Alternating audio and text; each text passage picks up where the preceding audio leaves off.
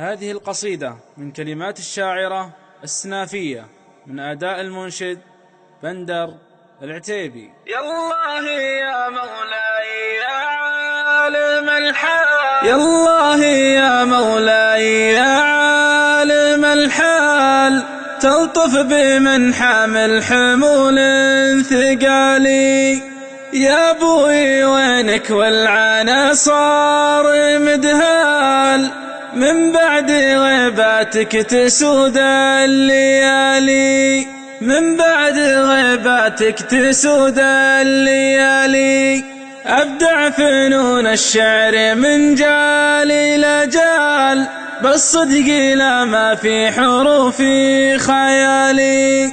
يا ابوي صايبني من الحظ غربال، كنت اسندي لا جيت لي يا ظلالي، كنت اسندي لا جيت لي يا ظلالي. يا ابوي وينك بشكي الحال بالحال، واسند على كتفك عظيم الفعال. لا قلت لي يا بنتي انتي برجال، أزيد في صبري وأهد الجبال، أزيد في صبري وأهد الجبال.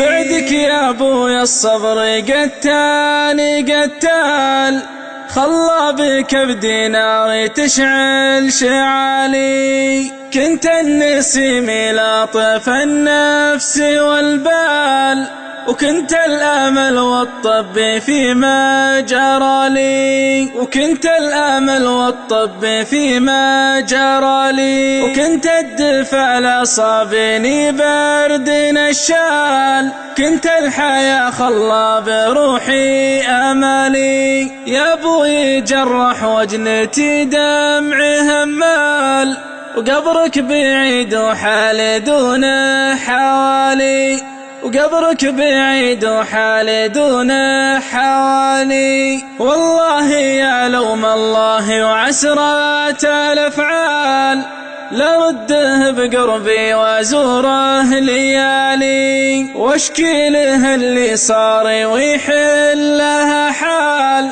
بالكيف ولا السيف يثني رجالي، بالكيف ولا السيف يثني رجالي، ويحط من دوني صعيبات الأهوال، من الجنوب اليد ديار الشمالي. يا ابوي تعرفني أنا مشكي الحال،